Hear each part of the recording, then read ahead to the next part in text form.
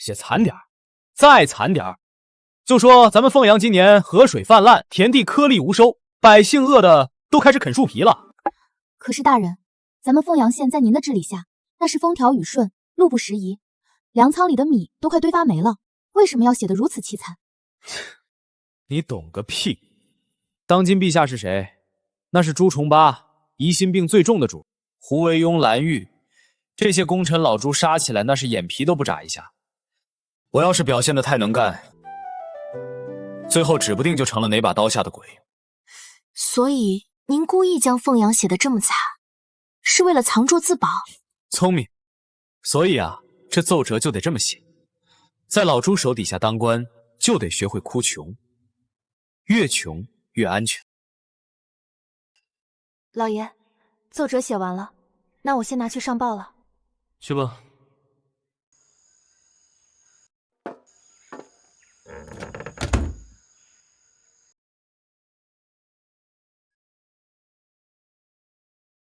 3年了，穿越到明朝已经整整3年了。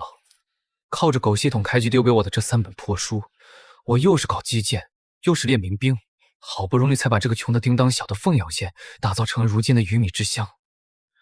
这破稀土，3年来除了给3本书一点动静都没有，就让我守着这个小县城，到底想干什么？算了，主标刚死，我现在表现得太显眼可不是好事。在出地境南之前，我还是老老实实苟着，千万别作死，不然被老朱盯上可就惨了。彪儿早逝，文儿还这么小，可对付不了朝堂上那些老狐狸呀。王爷，这是郡主给您熬的汤，他交代让您注意龙体，切莫悲伤过度。你去告诉轩儿一声，等朕忙完公务就去看他。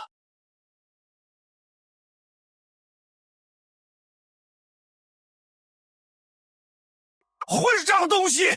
时事久控，民不聊生，这凤阳县令是干什么吃的？竟然把朕的祖弟治理成了这副鬼样子！这个宦官，朕要是不把他千刀万剐，就对不起凤阳的父老乡亲和我朱家的列祖列宗。来人，备驾回凤阳祖地。皇爷爷，一个7品县令何至于让您动怒，亲自跑这一趟？咱的祖弟被他搞得乌烟瘴气，要是不亲眼看着他的人头落地，朕这口气咽不下去。这是怎么回事？皇爷爷，怎么了？停车！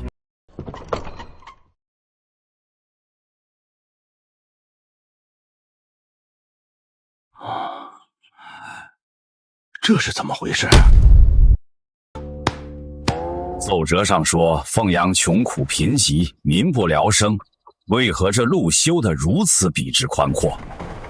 皇爷爷，孙儿倒是觉得这事儿不难解释。哦，你说说看。这凤阳县令肯定知道皇爷爷您心系祖弟，说不定哪天就会派人来巡查，所以用贪污的钱修了这么一条华而不实的迎驾路。如此一来，只要钦差大臣一到凤阳地界，看到这条平坦大路，自然会觉得此地治理有方。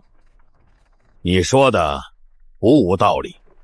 若是真如文儿所说，此人罪加一等。皇爷爷，孙女儿倒觉得这路修得如此精细，似乎不像是只为做表面功夫。凌轩，你就是心善，把人都想得太好了，这贪官的心思深着呢。到了凤阳县内，再去一探究竟吧。老爷，前面有人拦路！什么人敢在官道上拦路？皇爷爷，您看，还没进城就设卡拦路，这凤阳县令简直是无法无天！你们是什么人？我们是凤阳县衙铁道司的，林大人有令在先，所有外地马车想要入城，就必须走专属的马车铁道。马车铁道，这是什么东西？这可是我们凤阳县独有的东西，而且你们的马车也要换上特制的车轮才行。什么铁道？我看你们是想从我们身上榨取过路费。放屁！为过往马车换特制车轮，乃是林大人的命令，我们还犯不着借这种事情来要钱。换特制车轮却不要钱，这林峰做的倒是不过，你每人需要缴纳100文进城费，否则无法进城。果然如此，还以为你口中的林大人是个好官，到头来还不是巧立名目的贪官。真是开眼了啊！还未进城就先给这县令交了不少钱，看来这林峰在凤阳贪了不少啊！少在这里放屁！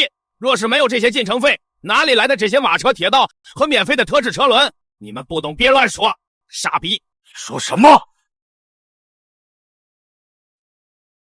这位大人，这是我们几人的进城钱。你还算有点眼力劲儿，小的们干活！凌轩，你干嘛给钱？爷爷息怒，既然这林峰敢如此光明正大的要钱，我们不如进城看看再说。罢了，这次就听你的。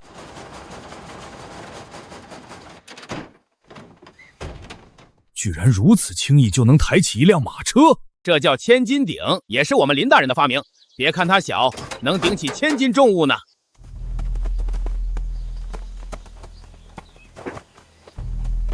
换了轮子又有何用？难不成还能跑得比马还快？这车怎么跟飞起来一样？好快，恐怕再厉害的宝马也跑不出这般惊人的速度，而且一点都不颠。懂一些奇技淫巧就想借此敛财，当真是胆大妄为。进城之后，咱一定要斩了这林峰的狗头。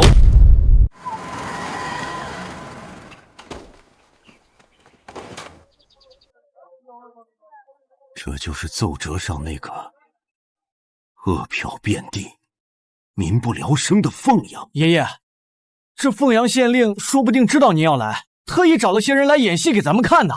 皇兄，你看百姓的脸上的神情，一个个精神饱满，可不像是被强征来演戏的。在这路中间立这么个黑乎乎的铁柱子是做什么用的？我说这位公子，你连这宝贝是干什么用的都不知道。本公子自然知道，不就是个装饰吗？哈哈哈哈哈！公子你可真会说笑，这叫路灯。路灯？难不成还能自己发光不成？没错，这路灯每当夜幕降临，它自己就会亮起来，到时候整个凤阳县就和白天一样。无火自亮？你当我是3岁孩童吗？这世上哪有？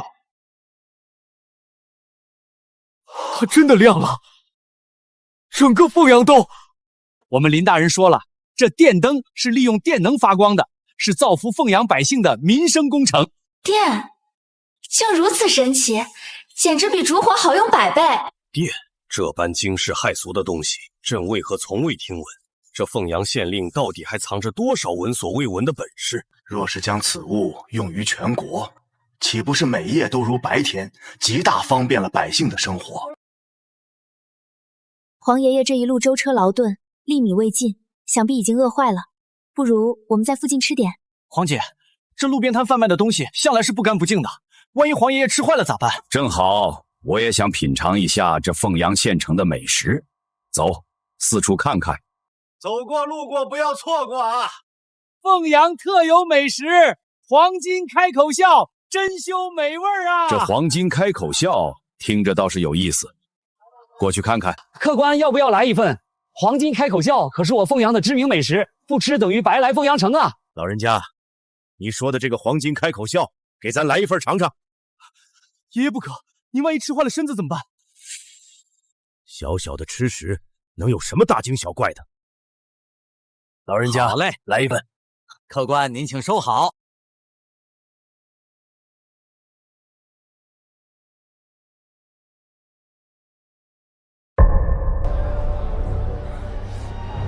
大胆刁民，竟敢在食物中下毒！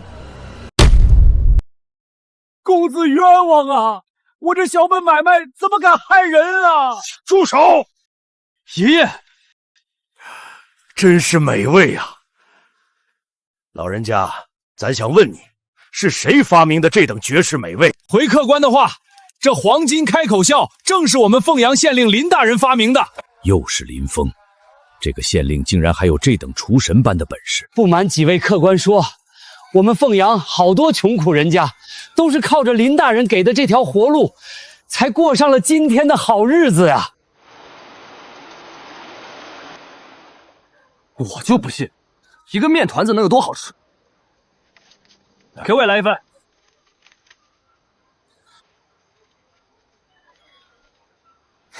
店家，也请给小女子来一份吧。外皮酥而不硬，内馅鲜而不腻，肉汁丰盈，真让人回味无穷啊！这油饼确实好吃。这油饼制作方法说是价值千金也不为过，这林峰居然直接交给了百姓。莫非他不像表面上那么为了贪财不择手段？难道我真的误会林峰了？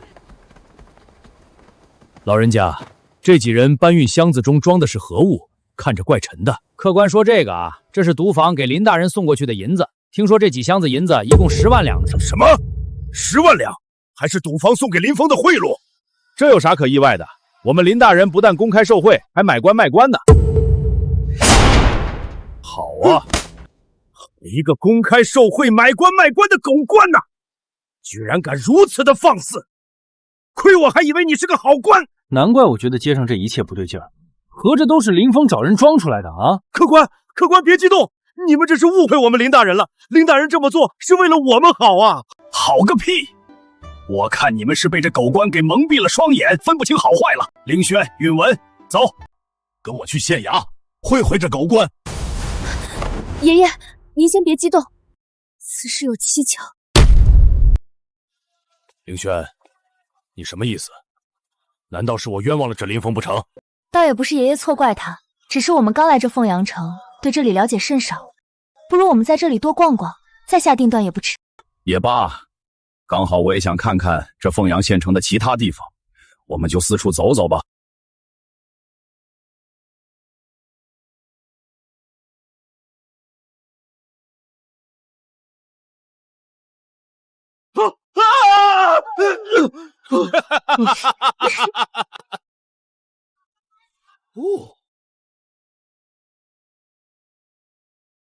哇，他们是什么人啊？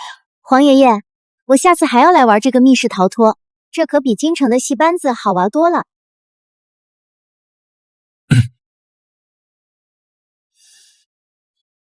这林峰为凤阳做的事情居然如此之多，可是为何要买官卖官呢？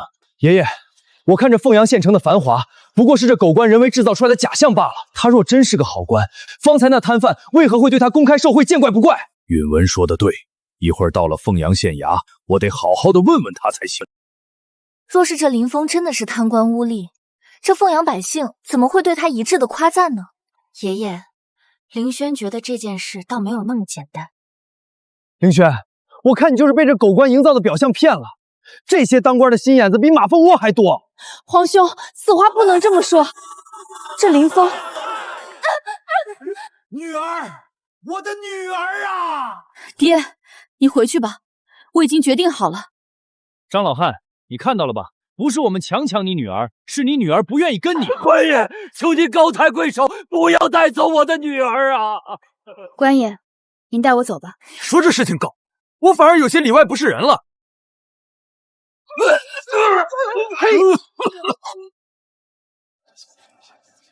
老东西，滚远点儿！住手！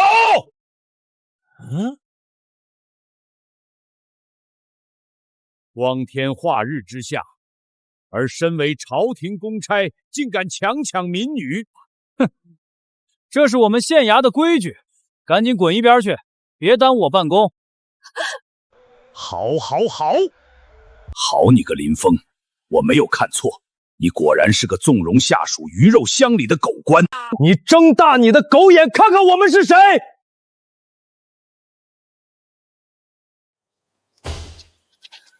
皇兄，此地人多眼杂，我们身份一旦暴露，事情反而会变得复杂。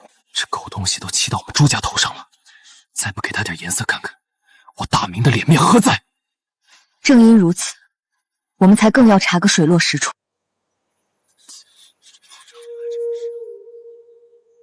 差爷，请问这位老人家究竟所犯何事，以至于要将其女儿当街带走？这老东西拿他女儿做底，找我们林大人借了50贯钱，如今他还不上钱，我们大人自然要带走他女儿。老东西，别嚎了，53刻准时到县衙公堂。好，这凤阳城的繁华，原来都是靠着这等搜刮民脂民膏的手段才建起来的。爷爷息怒，事出反常必有妖，这里面定有我们不知道的隐情。能有什么隐情？定是这狗官平日里收买人心，背地里却干着伤天害理的勾当。爷爷，5时3刻便会开堂公审，既然是公审，我们何不亲眼去看个究竟？凌轩说的对，咱倒要亲眼看看这个林峰到底在搞什么明明堂。要是他真的在祸害百姓，咱今天就要他在这凤阳县衙当场人头落地。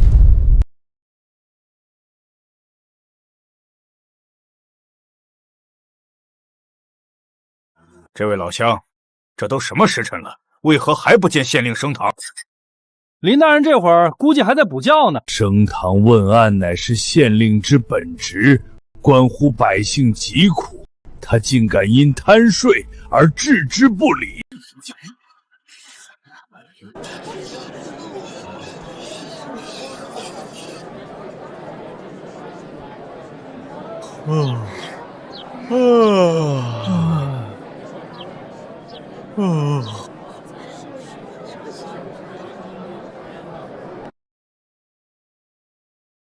带人犯。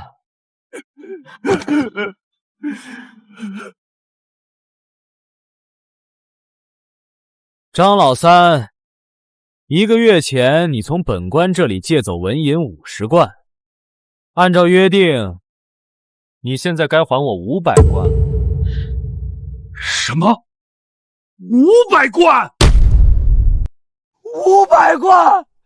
我把我这身老骨头拆了也凑不齐这笔钱啊！林大人，您再给小老儿一些时日吧，我一定把钱给您还上。张老三，当初你老婆病重缺钱，本官破例借你，高利贷都是和你当面说清的。现在你想当无赖，我看你是想死了。倒也情有可原，可这利息分明就是趁火打劫。大人，小老儿实在无力偿还啊，求大人再宽限一些时日吧。既然没钱，那就用你女儿来抵账。刚好本官也想尝尝这年方28小女子的滋味。来人啊，把这小女子给我抓起来，送到我房中去。待我断案完毕，本官要好好享受一下。官爷，求求您了，放过我女儿吧！爷爷，这狗官简直无法无天，我马上斩了他！皇兄别激动，事情肯定另有隐情。你看着这周围的百姓，对这林峰一点也不怨恨。凌轩，你就别为这狗官说情了。皇兄，我们看完整个断案再下定论也不迟。你们2个把这张老三给我拖出去打一顿，让他长长记性。大人，求求你了！凌轩，这下你看到了吧？他就是个不折不扣的狗官。这狗官当街强抢民女，还无故殴打百姓，把我大明律法当成废纸了吗？本官罚了，结案，退堂。都散了，散了，散了！是。且慢！林峰，你身为凤阳县令，竟敢公然违背大明律法，私设借贷，强抢民女！你将我大明律法置于何地？将朝廷威严置于何地？论罪，你该当斩！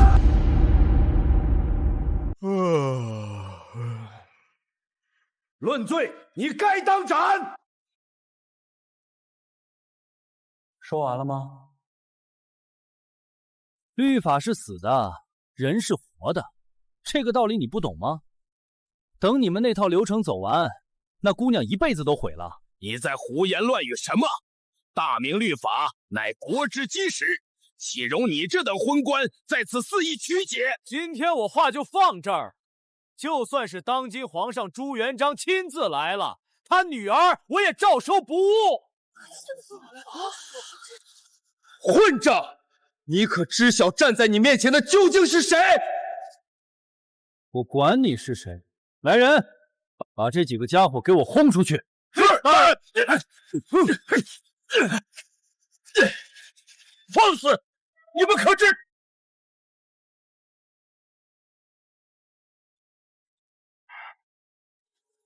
狗官，简直是目无王法，罪大恶极！爷爷，你消消气。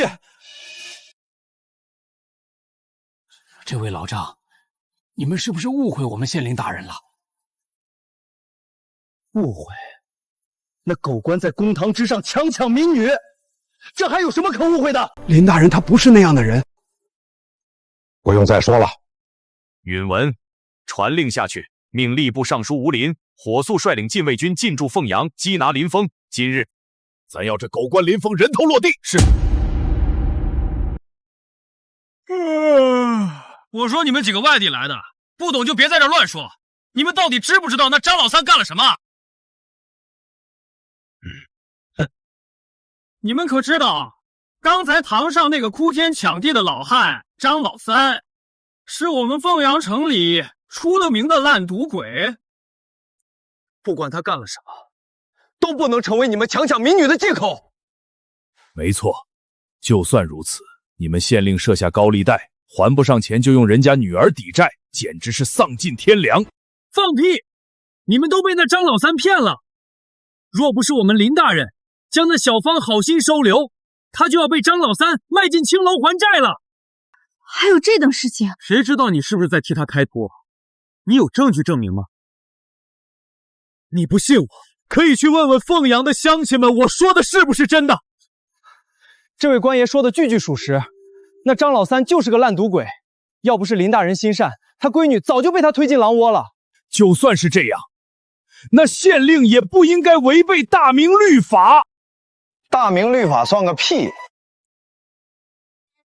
大胆！你竟敢藐视国法！藐视又能怎样？林大人能让我吃饱穿暖，在我眼里，林大人才是最值得尊敬的人。这个林峰视律法如无物，可为何百姓却对他如此维护？难道他真的是一个好官？爷爷，您不必如此忧愁。这位百姓的话虽然粗鄙，但或许也道出了一些实情。哎，凌轩，你怎么也帮着那狗官说话？皇兄此言差矣。这位林大人行事虽不合常理，但其中必有缘由。爷爷，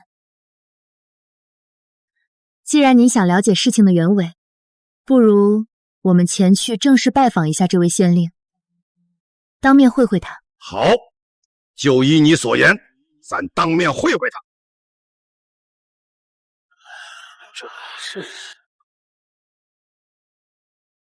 这位官爷，我等乃京城来的假商，有要事想求见你们县令林大人，还望通禀一声。怎么又是你们几个？赶紧滚蛋！别在这碍眼！你官爷，我们从京城来，是想和林大人谈生意的，您看能否通融一下？区一个七品县令，见他一面居然还要钱！小小心意，还请官爷笑纳。请官爷务必在林大人面前为我们美言几句。行，看在银子的份上，我这就去给你们通报一声。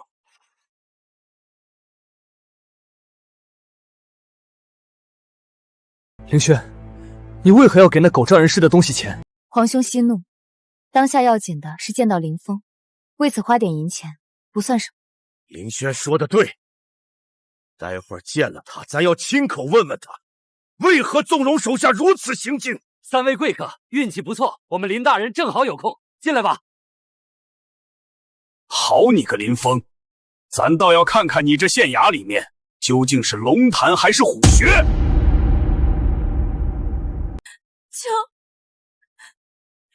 求大人开恩，收留小女子吧。本官救你是出于县令之职，乃分内之事，当不得你如此大礼。你一个未出阁的姑娘家，无缘无故的留在我这县衙后院，传扬出去，与你的名节有损。小女子不怕什么名节有损，大人救了我，我以后就是大人的人了。这样吧，本官可以替你物色一门好亲事，找个老实本分的男人嫁了，也算有个依靠。不，小女子不嫁人，我只想跟着大人您。凤蝶，带她下去洗漱一番，再找一身干净的衣裳给她换上，把她送走。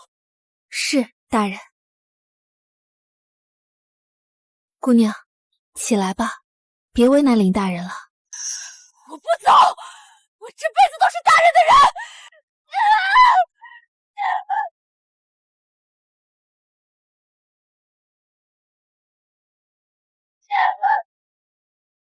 好一个凤阳县令，没想到你竟是如此荒淫无道之徒！几位，此事是个误会。你这狗官，光天化日之下对一个良家少女动手动脚，你还敢说是误会？既然你说是误会，那我倒想问问你，你为何要向这位姑娘的父亲放高利贷，还要强抢民女？请问老先生，一个烂赌鬼为了筹集赌资，要将亲生女儿卖入青楼，此事官府该如何处置？此事与官府何干？被卖入青楼，也只能怪到他自己命不好。为官者不思为民解忧，反而高高在上袖手旁观，那与助纣为虐的帮凶有何区别？少在这里混淆是非！身为县令，你当众强抢民女，还藐视大明律法，私自放贷，按律当斩！老头儿，少拿大明律压我。大明律这种东西，也就糊弄一下朱元璋那种大傻子。放肆！你居然敢侮辱当今圣上！你居然敢打我！你惹我不高兴了，我打你不行吗？一名小小县令居然如此猖狂，你知不知道我是谁？我管你是谁，今天别说是你，就算是他朱元璋来了，我也照打不误。狗官，你居然敢对我大明皇帝不敬！我就是对朱元璋不敬了，你不服你打我啊！狂妄，睁大你的狗眼好好看看！林大人才没有强迫我，是我自愿的。姑娘，我知道你是迫于淫威，放心，我一定会替。你们脑子是不是有问题啊？我都说了，是我想留在大人身边服侍他。你，爷，我就说吧，林县令不是这样的人。凤蝶，你先带小芳下去休息。是。现在你们该相信了吧？即便如此，你肯定也没安什么好心。哼，蠢货！林大人，赌坊的王老板听说您这儿有贵客，特地送来一份贺礼。抬进来吧。纹银1000两，数目分毫不差。好你个林峰！前脚刚逼迫良家少女就范，后脚就公然收受赌坊的黑钱。我两州通吃怎么了？有问题吗？你身为朝廷命官，收受赌方贿赂，还敢说没问题？你把大明律法当成什么了？我替赌坊解决了天大的麻烦，让他们免于血光之灾。这钱是我应得的报酬。你应得的？我看就是官匪勾结，沆瀣一气。看来今天咱不戳破这层窗户纸是不行了。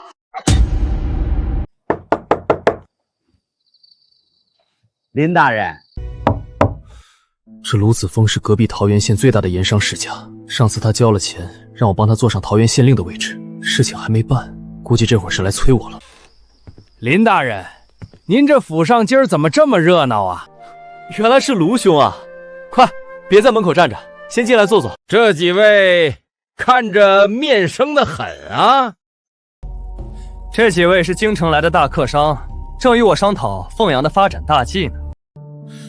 原来是京城来的贵客，失敬失敬，在下桃源县卢子峰，见过各位。林大人，上次在下托付您的事情，让您费心了，这点小小意思不成敬意，还望大人您一定要收下。林大人，我那桃源县令一事，就全仰仗您多多费心，多担待担待。卢兄，你我之间何必如此客气？不出半个月，桃源县的官印必定送到你的府上。那在下就不打扰大人和贵客议事了，告辞。告辞。林峰，你竟然敢公然买官卖官！你眼里还有没有朝廷？有没有当今天子？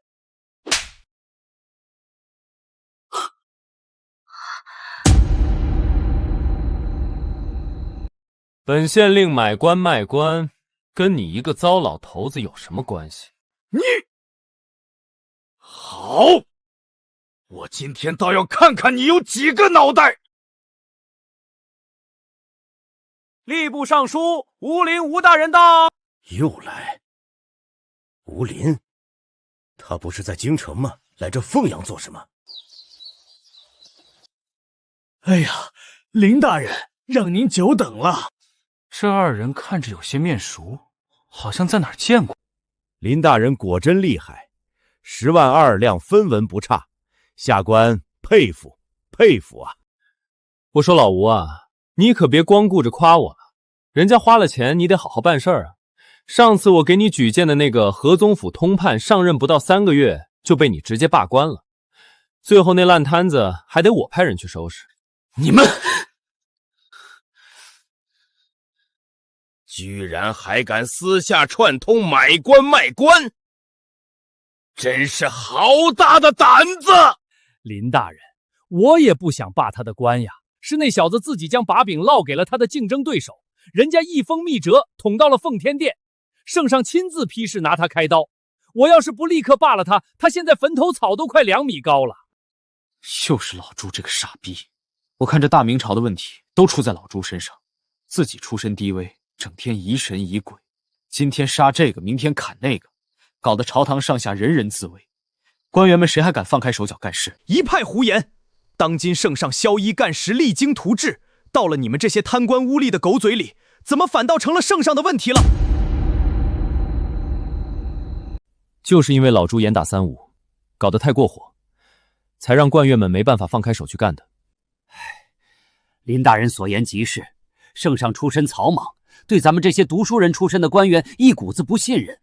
这俸禄定的京官糊口都够呛，更别说我们这些地方官，迎来送往哪样不花钱？没错，我们不从这些富商身上想想办法，光靠大明那点微薄的俸禄，能不饿死就不错了，还谈什么为民办事？放屁！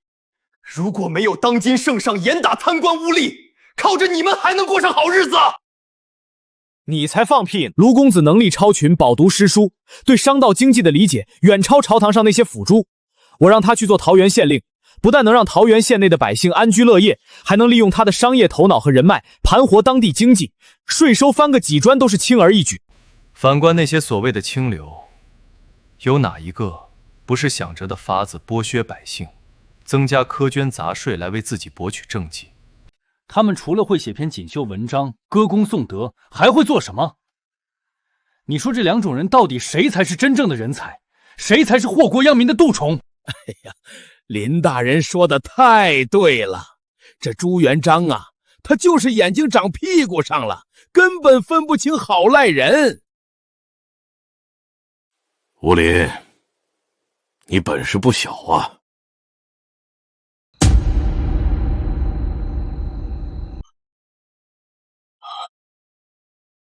你是？吾皇万岁万岁万万岁！皇上圣安。吴林，朕听说你手下有一名官员是通过买官做上来的。皇上明鉴，臣对此事毫不知情啊！臣执掌吏部，一向兢兢业业，恪尽职守，绝不敢行此等欺君罔上之事啊！朕问你是还是不是？抬起你的头，看着朕，如实回答。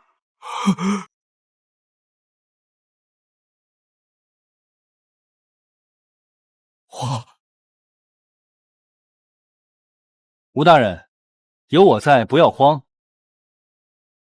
老头子，你们这些吃皇粮的不服是吧？今天我就把话撂这儿了，事儿该怎么办就怎么办，这是我凤阳县的规矩，哪怕皇帝老子来了，我也不会改。林大人，慎言，咱们今天不提圣上这事儿了，算我求您了，行不行？怕什么？就算是朱元璋本人亲自站在这里，这些话我也照说不误。你这个小王八蛋，嚣张跋扈，无法无天！老子今天就先宰了你！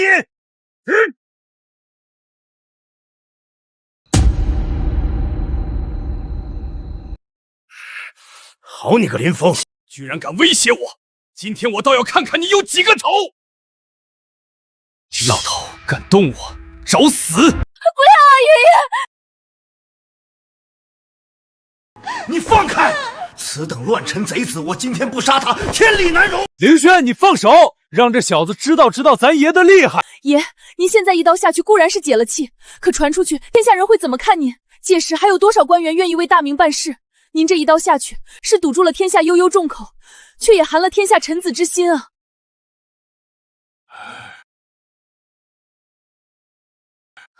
林大人恕罪，我们一家子吃的都是皇粮，家祖父一生最是记着皇上的恩情，所以听不得半句对圣上的不敬之言，这才一时冲动对您多有冒犯，还望林大人海涵。3日后，我们一定会备上厚礼，登门赔偿林大人。林大人，不好了，出大事了！大人，天一亮，他们就要处决风毒兵了。动作还真快，看来今晚这县衙是注定不能太平了。赔偿可以，看在美女你的面子上，今天这事儿就这么算了。不过你们几个暂时还不能走。来人啊！把这3位贵客带到后院厢房，好生招待。没有我的命令，不许他们踏出后院半步。你敢软禁我们？林大人既然有此安排，想必有您的道理，那我们就听从便是。看到没？你们2个大老爷们加起来都比不过人家小姑娘。爷，孙女自有打算，这次您听我的。也罢，就听你这丫头的。林大人，我家中尚有急事，先行告退，您自求多福吧。区一个皇商而已，至于害怕成这样吗？爷爷，您今天劳累了一天，喝杯凉茶降降火气吧。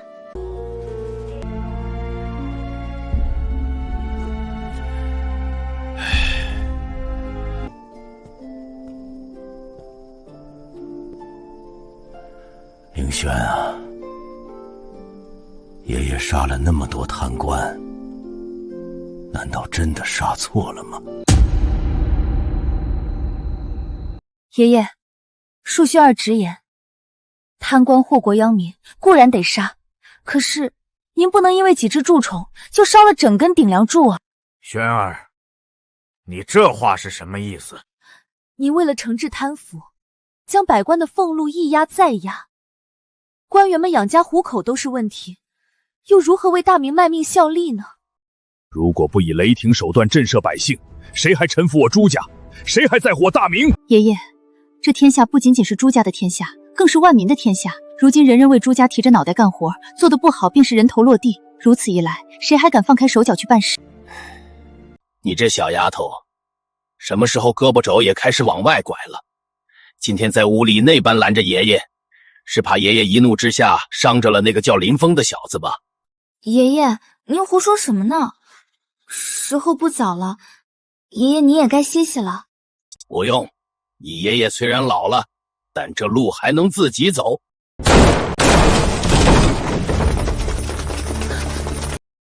说，那狗日的林峰在哪儿？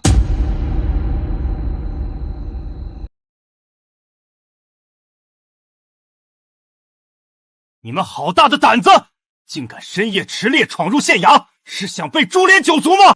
老子管你是谁！我再问一遍，林峰那个狗官死到哪里去了？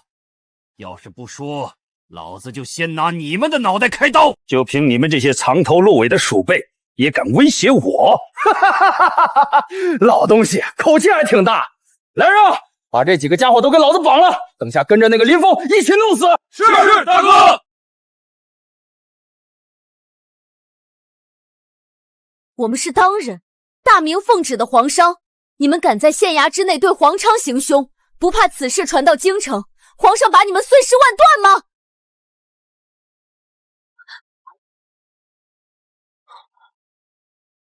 这里是凤阳，他朱元璋的手再长，也伸不到我们青蓬山来。有本事你让他亲自过来找老子问罪啊！哼！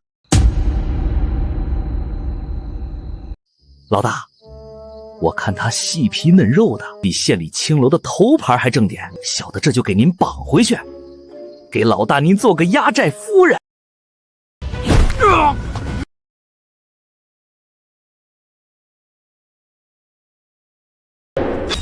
去啊！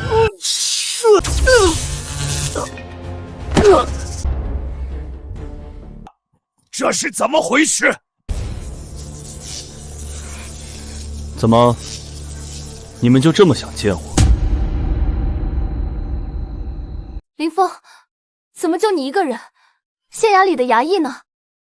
对付这群废物，我一个人足够了。林峰，就凭你手上那根烂棍子，还想对付我这么多兄弟？哼！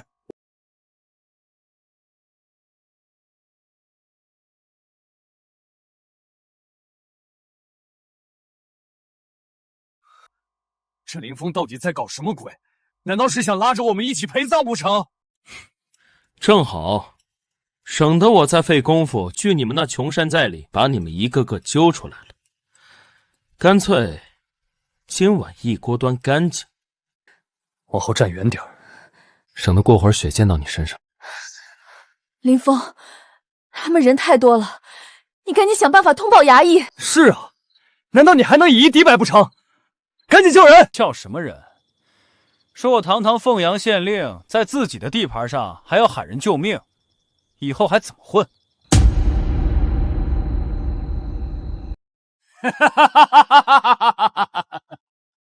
林峰，我知道你有点本事，但是老子今天带了100多号兄弟，你拿再厉害的武器也打不过。小子们，给老子上！到时候里面的金银财宝和女人都是你们的。谁跟你说我非得拿武器砸人？装神弄鬼，干你丫的！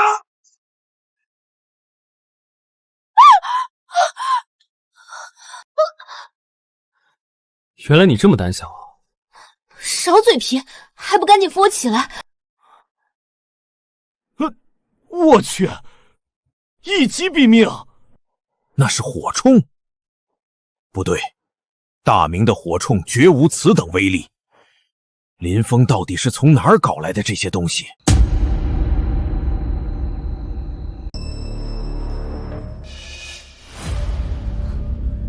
怎么样？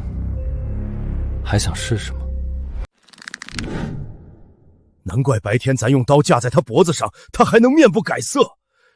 原来他身上一直藏着这等神鬼莫测的火气。都愣着干什么？他那玩意儿肯定打一发要很久，趁现在给我剁了他！谁要是能干掉他，老子赏他1万两白银！妈的，豁出去了！老子就不信你的火鞭能一下把我们都杀了！完了，这么多人一起上，这下子真的完了。抱歉啊，我忘记还有威力更强的武器。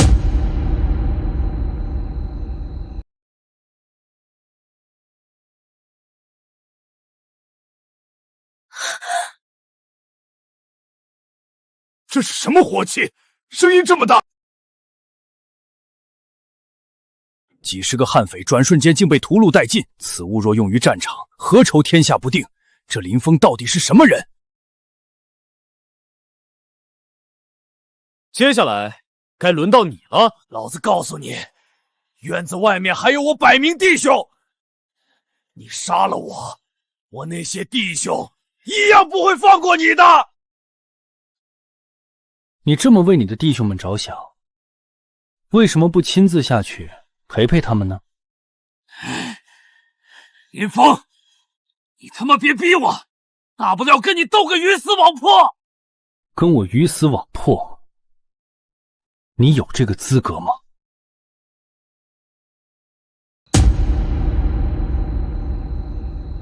林峰，这都是你他妈逼我的！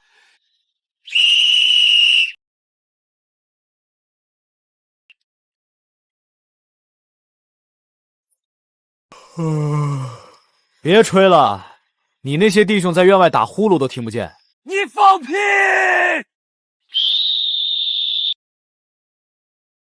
哈哈哈哈哈！他们来了，林峰，你的死期到了！弟兄们，还等什么？把林峰这个狗官给我拿下，剁成肉酱！哼！你们疯了吗？你们抓我干什么？快去杀林峰啊！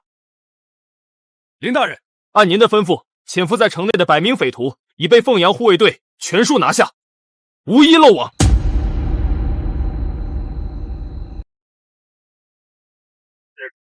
林大人，按我大明律制，额定兵力不过区30人。你这支100人队伍是从何而来？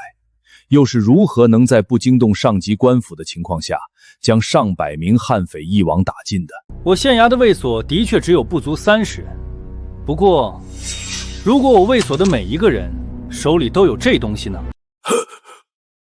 林峰，你这个混蛋，你早就知道今晚有匪徒会来，对不对？是又如何？既然早有准备，为何不提前告诉我们？你这是在拿我们当诱饵？不然呢？如果你们不在县衙，这帮在城里潜伏了数日的家伙，又怎么会主动跳出来？你知不知道我妹妹她差一点就让那帮畜生得手了？有我在，自然不会让美人受到半点伤害。张龙，把这些俘虏都押入县衙大牢，严加审讯。我要知道他们清凤山老巢的所有情况，等明天出征剿匪。什么？剿匪？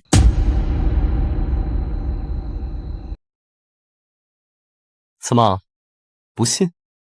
这凤阳处于2省交界，丛林广袤，山脉起伏，地界匪患盘踞已久。3年前朝廷出兵围剿过一次，也只是伤了他们的元气，根本无法连根拔起，还耗费了大量的财力物力。你今天不过是侥幸灭了一股匪徒，剩下的那些可都缩在各自的老巢里，你拿什么去剿？不错，情况摸得挺清楚。不过吧，我明天带5个人就可以将剩下的土匪全部剿灭。林大人，我知道你很厉害，但剿匪一事还需从长计议，不可莽撞。5个人剿灭数百匪徒，这小子要么是疯了，要么就是他手中还藏着比刚才那火器更可怕的东西。5个人去剿匪，你是去给山霸王送点心吗？简直是滑天下之大稽！怎么，你们不信我5人能剿匪？你可知剿匪时是要死人的？别说你带5人去剿匪，就是你有5000人的军队，都不一定能剿匪成功。林峰，爷爷说的对，剿匪不是儿戏，这件事我看还需要从长计议。也罢，今天就让你们看看剿匪的头号猛将。来人，把意大利炮给老子拉上来！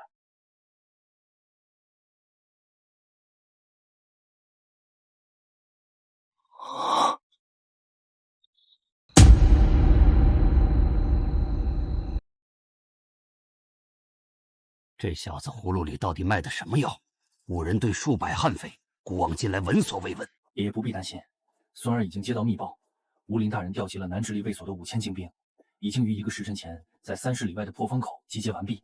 只要我们这边稍有变动，一声令下，大军便可即刻杀到。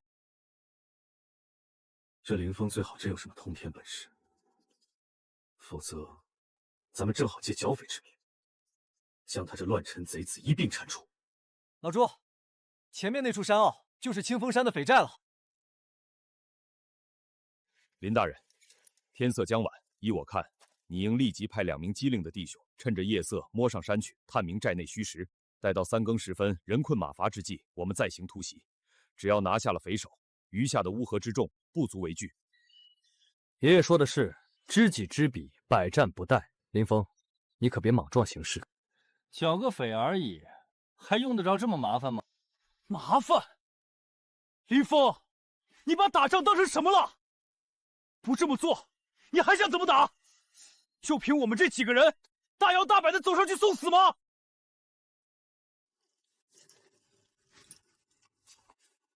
这是何物？法器还是某种新式的火器？青凤山里的人听着，我乃凤阳县令林峰，你们所有人现在已经被我包围了，立即放下武器，开寨投降，否则一律处死！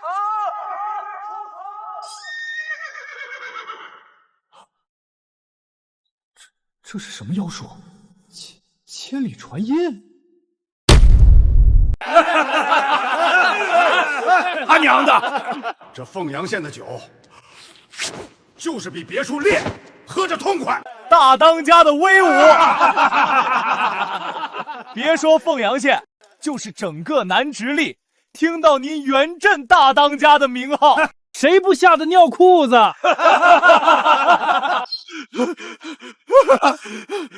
大当家的，不好了，不好了！慌什么慌？天塌下来了不成？给老子说清楚，什么事儿？山下来人了，是凤阳县的官兵，他们让我们开寨投降，不然就要把我们全都处死。凤阳县那帮软脚虾，他们敢来咱们青凤山，还让我们投降？有点意思。他们来了多少人马？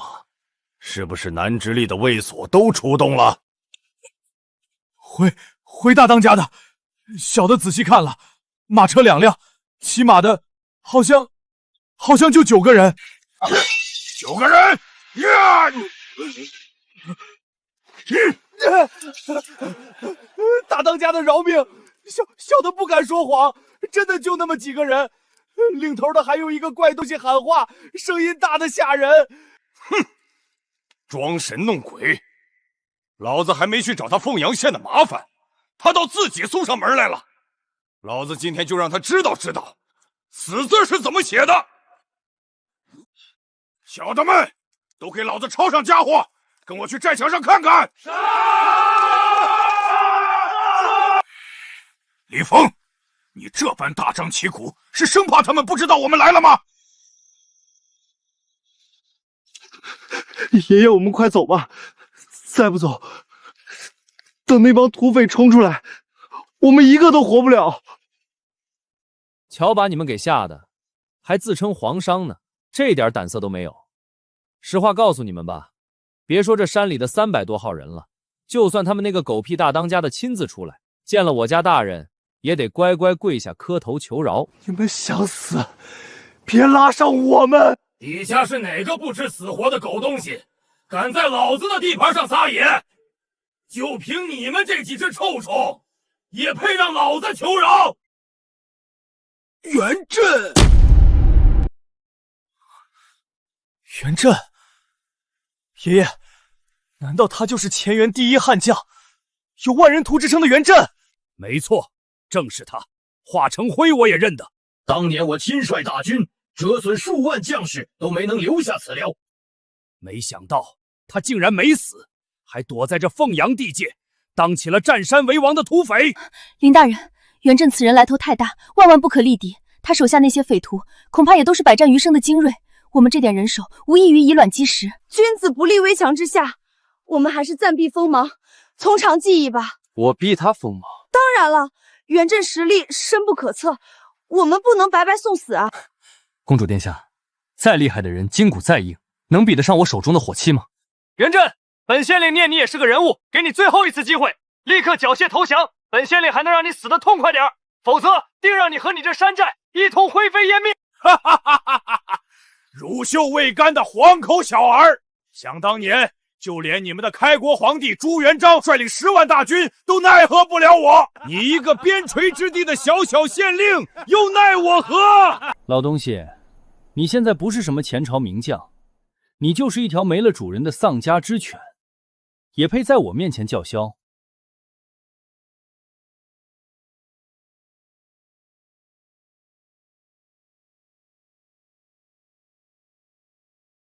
什么狗屁龙旗，垃圾！你该死！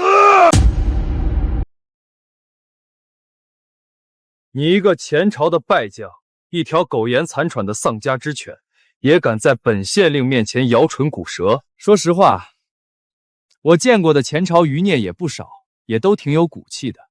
但你除了像疯狗一样乱吠，你还会什么？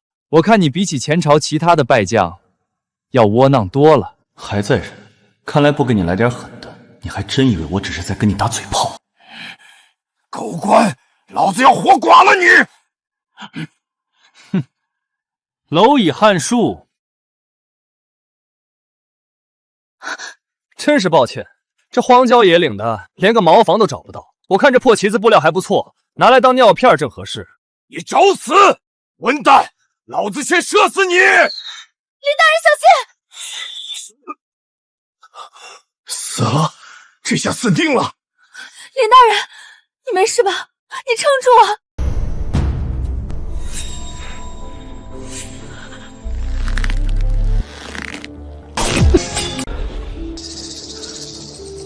美女，你也太关心我了吧？不过，好歹让我提上裤子，你再过来啊！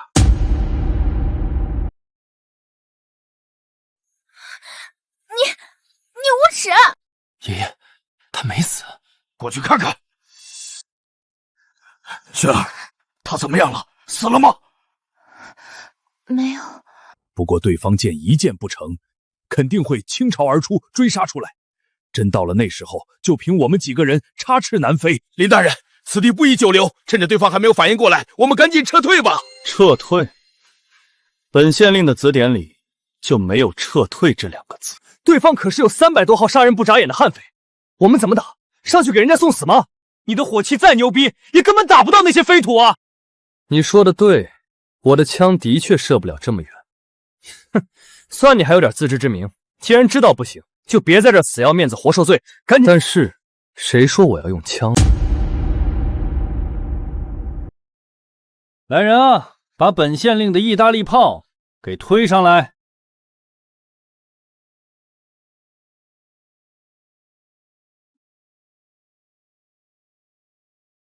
林大人，大炮已就位，随时可以开火。林峰，就凭这个破玩意儿也想吓唬老子？你当老子是3岁娃娃吗？大当家的，这凤阳县令是黔驴技穷，想用这破铜烂铁来炸我们。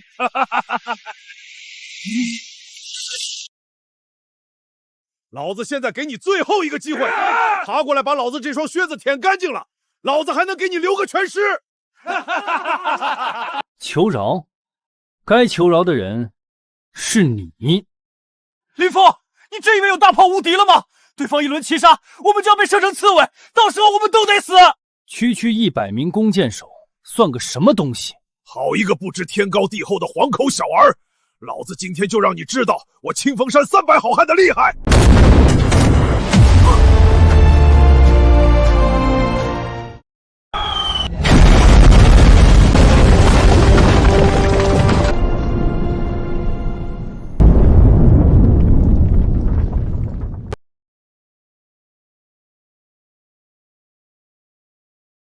这是什么妖法？威力居然如此之大！这个林峰究竟还藏着多少咱不知道的秘密？这林峰有如此强大的火气，竟敢不上报朝廷，他眼里还有没有王法？还有没有我朱家天下？搞定，收工，你们也快点回去吧。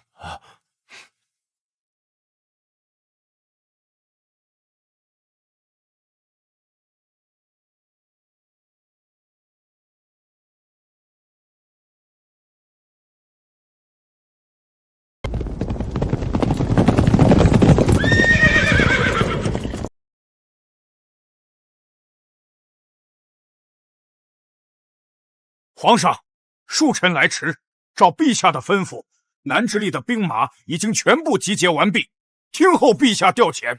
万岁！万岁！万岁！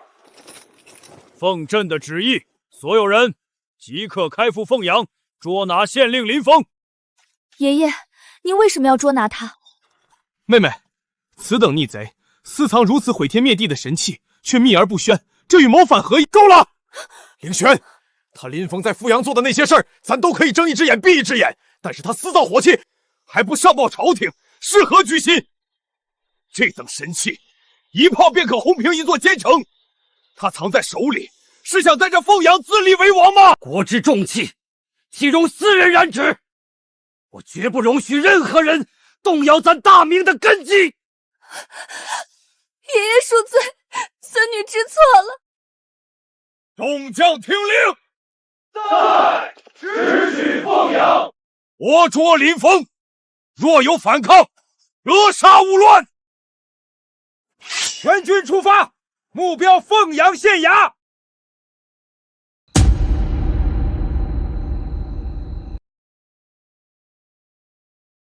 林峰，你犯了滔天大罪，还不赶紧乖乖的束手就擒！老张，看这排场，想来你们根本不是什么从应天府来的皇商，而是应天府的皇亲贵胄吧？哼，林峰，事到如今，你既然认出了咱的身份，见到大明皇帝，为何还不下跪？果然，这老头就是老朱，这狗东西，居然微服私访，跑到我这凤阳来钓鱼执法了。老哥，哦不，陛下，您这微服私访可是把臣瞒得好苦啊。不过，臣斗胆问一句，臣究竟是犯了什么十恶不赦的大罪，竟劳烦陛下如此兴师动众，调动大军来拿我？死到临头了，你竟然还在狡辩！林峰，你身为一县之尊，却贪赃枉法，公然与商贩勾结，买官卖官，你更是仗势欺人，强抢民女入府。最不可饶恕的是，你竟敢私藏威力巨大的火器，意图谋反，你可认罪？允言退下。林峰，暂且问你，这几项欺君妄上、祸国殃民的罪名，你到底知不知罪？陛下明鉴，臣收那卢子峰的钱是为了拿来建设凤阳，强抢民女。臣是救人于水火，何来强抢一说？这两条罪名，恕臣不能认。那咱问你，这火器你作何解释？你私自打造这等利器，不上报兵部，不是想造反是什么？陛下，这东西之所以没上报，是因为它目前还极不稳定，经常炸膛伤人。臣本想着等彻底测试稳定、改良完善以后再上报给朝廷，给陛下一个惊喜。你胡说八道！刚才在清凤山，你那火器杀人如麻，哪里有半点不稳定的样子？不稳定？那咱再问你，那个能一炮轰饼平座山寨的意大利炮又是什么东西？陛下，臣这意大利炮纯粹是为了对付那帮穷凶极恶的山贼专门研发的，而且造价极其昂贵，工艺复杂，根本没有批量生产的能力。好个伶牙俐齿的林峰，你小子在咱面前嘴里没一句老实话。武林，臣在。将这个狂妄忤逆、私造军器的狗官给咱打入死牢，明日午时升堂会诊。遵旨。来人，拿下！你们放开我，别乱动！哈哈哈哈！陛下既然要审，那臣明日就在公堂之上好好给陛下算算这笔账。只希望陛下到时候千万别后悔抓了臣。死鸭子嘴硬，把他压下去！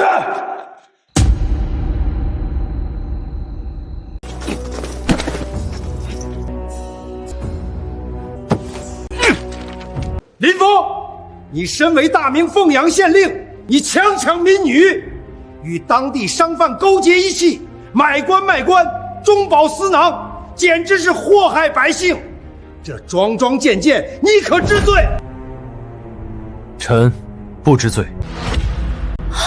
大胆狂徒，死到临头还敢嘴硬！你的所作所为，强行放高利贷，当街撕扯良家妇女的衣物，收受盐商10万两白银，这些全都是我们亲眼所见。你当我们眼睛是瞎的吗？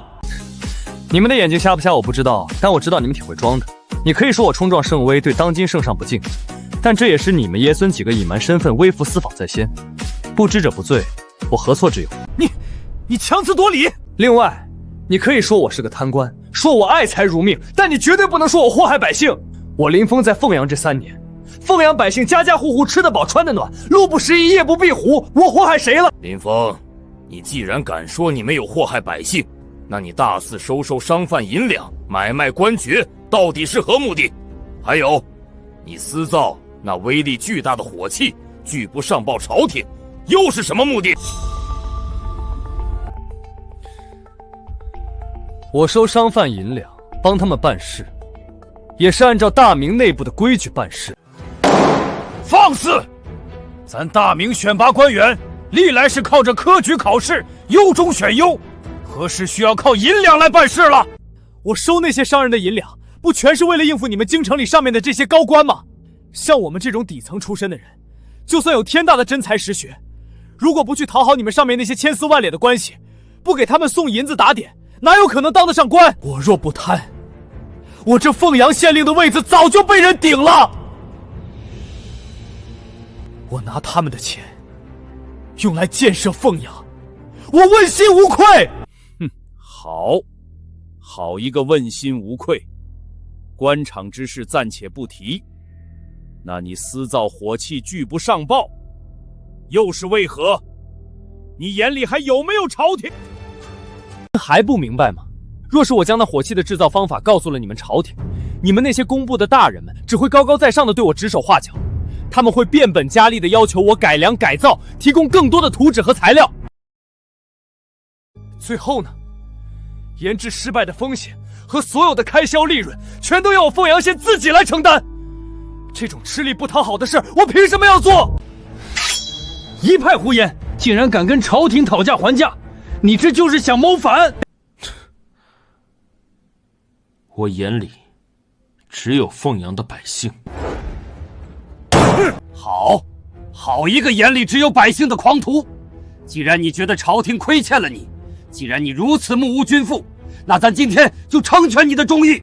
来人啊，将林峰这个逆贼给咱押下去，打入死牢。明日午时，午门问斩。臣遵旨。爷爷，不可啊！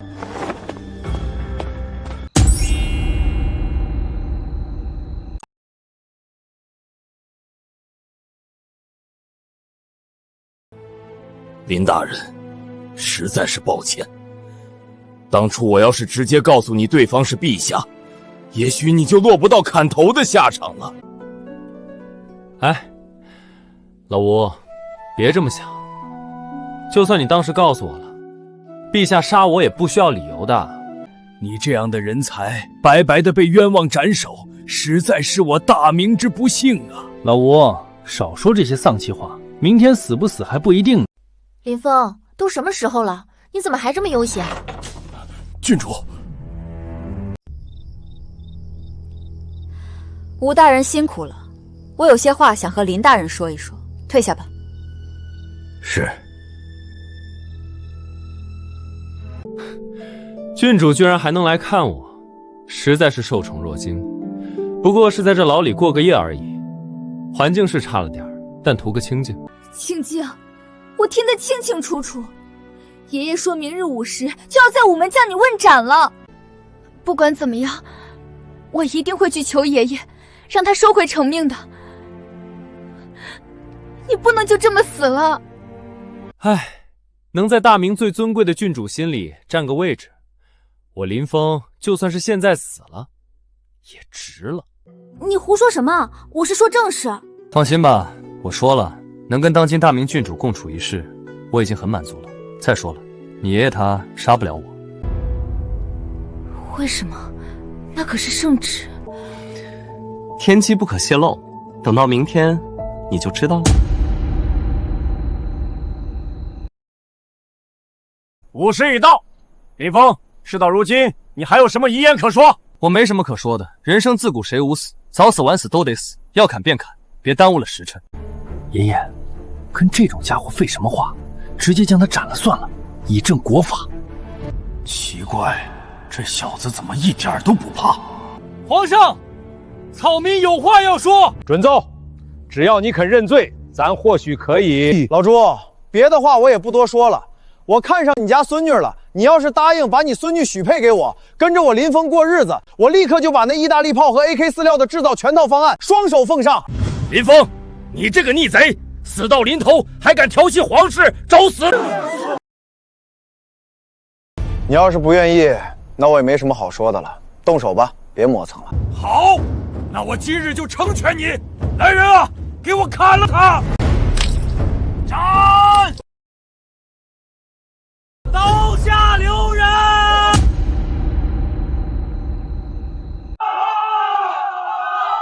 站住！法场重地，休得放肆！陛下，林大人是好官，是我们的青天大老爷，你不能杀他呀！下开恩啊！是啊，陛下，我们凤阳能有今天，全都是林大人的功劳，求陛下明察呀！他林峰强抢民女，勾结商贩，买官卖官，桩桩件件都是死罪。这样的狗官，你们竟然还为他求情！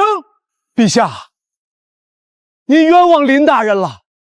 林大人来我们凤阳这3年，我们才真正过上了人的日子啊！皇上，要不您还是先让他们都散了吧，这闹哄哄的，多耽误您行刑啊！林峰，你以为花钱请了这么多托，在这里上演一出万民请命的好戏，皇爷爷就会信你？皇太孙殿下说笑了，这可是欺君之罪，满门抄斩的大罪，谁敢为了点银子来送死？莫非在殿下眼里，我凤阳的百姓都跟我一样头铁，不怕死？你休要巧言令色！众位乡亲，都给咱站起来！你们若是有什么冤屈，都给咱一五一十的讲出来。今天咱给你们做主。陛下，我们没有冤屈，林大人是天底下最好的官，求陛下明察秋毫，千万不能听信小人的谗言，错杀了为国为民的好官啊！皇爷爷，请您息怒。皇爷爷，您常教导孙儿，水能载舟，亦能覆舟。如今民心所向，必有其缘由，请皇爷爷三思，给林峰一个自辩的机会吧。好，林峰，我今天就给你一个解释的机会。咱就先问你第一条，你为何要勾结朝廷官员，私下买官卖官，又为何与那赌坊同流合污，从中牟利？哼，老朱，朝廷每年拨给凤阳的官银只有500两，可这500两连找个人给你家祖坟拔草都不够。你在这金銮殿里坐着，大手一挥要国泰民安，可你知道要把凤阳建成现在这副路不拾遗、夜不闭房的模样，需要征调多少工人，需要耗费多少钱粮？你这纯粹是强词夺理，缺钱就能罔顾国法，买官卖官。老朱，你脑筋怎么就转不过弯呢？我不搞钱，这满城百姓喝西北风啊！别杀我！林大人救命！放开他！这是我县衙的主簿。老苏，把咱凤阳县的底子给皇上报一报，告诉他，咱县衙现在雇了多少工人干活。回皇上，凤阳县内外各处营建，外加修路、开矿、建厂，统共录用做工百姓37400余人。胡说八道！区区一个凤阳县，常住人口不过数万，哪来3万多工人？草民不敢，这3万多人大多不是凤阳本地人。那是何人？是洪武23年河南水灾逃荒过来的流民，林大人全给收编了，让他们在凤阳做工换饭吃。3万多张嘴，每天光吃粮食就是一座山。我不去坑那些有钱的盐商，不去扒那些赌坊老板的皮，我拿什么养活这3万多流民？拿你那500两官银，还是拿大明律例给他们画饼充饥？把你怀里那几本账册给他看看。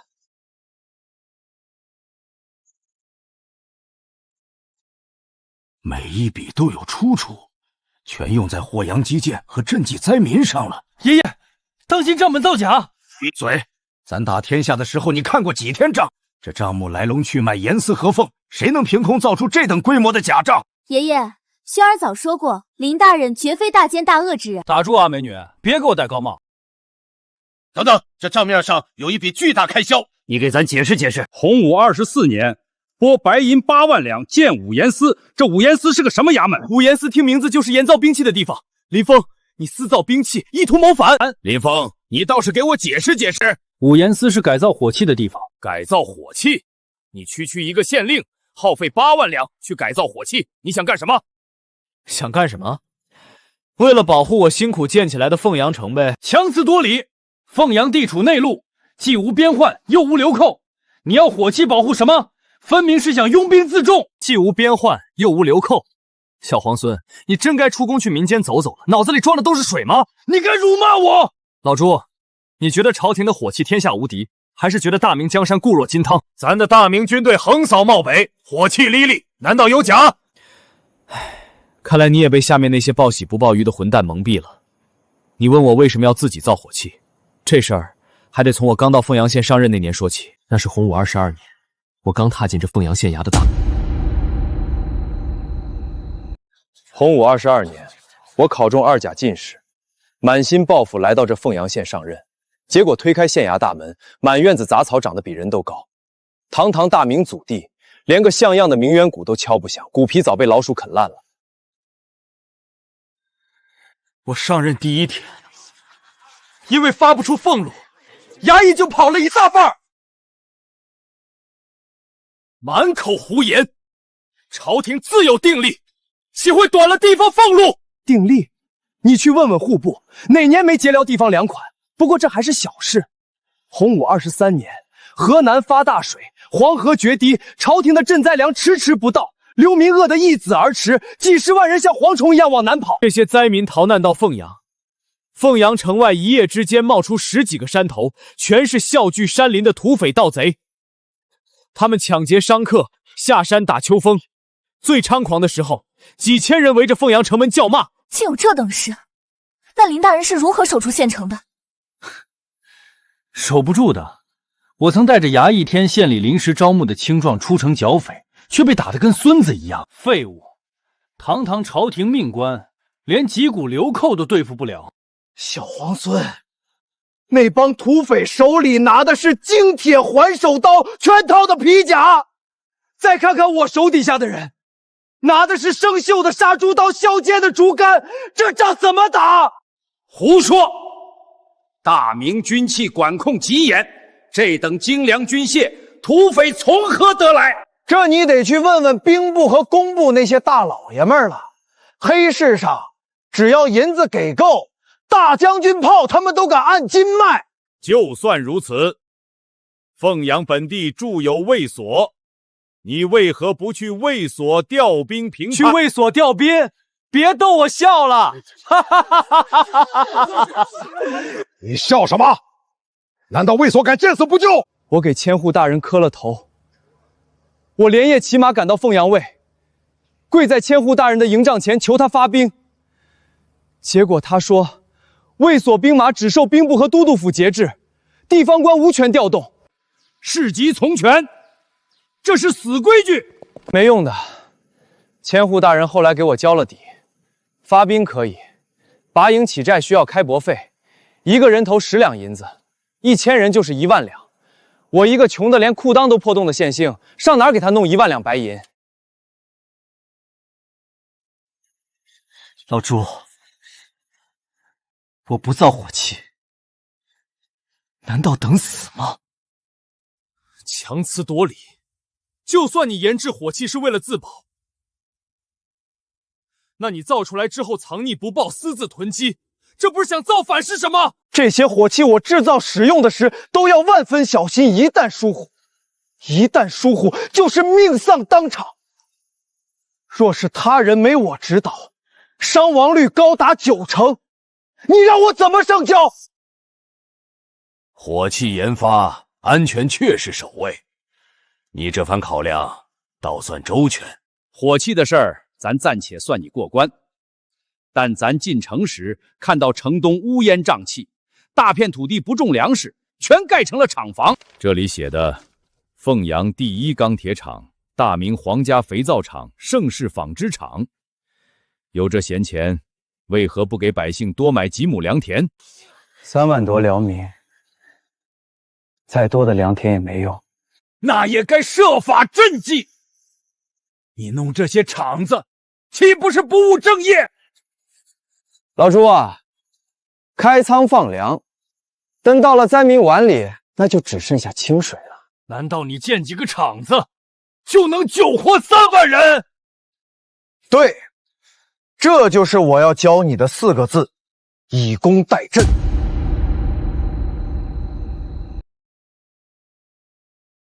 何为以工代赈？说清楚。老朱，算过账没？朝廷发10万担赈灾粮，从户部出门过州府下州县，一层层剥皮抽筋，到灾民碗里剩几粒米。灾民吃不饱就要闹事，你派兵镇压呀，又要花钱，这是个无底洞。可要是让他们干活呢？干活？进我的钢铁厂打铁，进纺织厂织布，只要出把力气，就有热乎饭吃，按月拿工钱。人忙起来有盼头，谁还去造反？他们造出来的钢铁、布匹、肥皂，我全盘高价卖给江南富商，赚回来的银子再去湖广买平价粮，消灭暴乱，养家糊口，创造税收，一举三得。你这些厂房能吃下多少流民？5000人。好，能平5000流民，足为振兴。老朱，格局小了，是5万。哦不，居然敢说5万人！凤阳总共才多少人口？闭嘴！君无戏言。你真能安顿5万人？账本都在苏根生那儿放着，你可以挨个核对去。好，好，好！你简直是我的天房，有此良策，大明万年无忧。老匹夫变脸真快，总算把这条命保住了。爷爷，不能放他，刚才都是他在狡辩，您切莫被这奸臣糊弄。大哥，你别再血口喷人。凌轩，你中了什么邪，还在为他说话？我中邪？没林大人造火炮，咱几个昨晚就死在土匪刀下了。没他建厂子，凤阳城外早就饿殍满地。他这是救民水火。看见没？群众的眼睛是雪亮的。你要砍我，问问凤阳百姓答应不答应？放开林大人！放开林大人！放开林大人！哈哈哈哈！好，咱今天就顺了这民意。凤阳县令林峰私造兵器，违制建厂，罪在不赦。然其安抚流民，保境安民，功在千秋，功过相抵，即刻无罪释放。皇上圣明。林峰，你那连发火器叫什么名堂？火绳枪。这火绳枪威力远超军器局火铳，眼下能不能全军列装？老朱，你想挺美，能全军装备我早装了。放肆！怎么跟皇上说话？我看你分明是心怀鬼胎，私藏秘方。你懂个屁！这枪管全要金刚打造，且流程繁琐，产量根本上不来。金刚，这是何物？可否带我去看看？既然皇上想看，那就带您去看看。这一天能出多少铁？出铁3万斤，金刚5000斤。不可能！大明一府之地，1年也出不来3万斤铁。大哥，仔细看那些风沙，全凭水踏鼓风，12个时辰不停，火力比寻常铁匠铺旺100倍不止。林大人何须撒谎？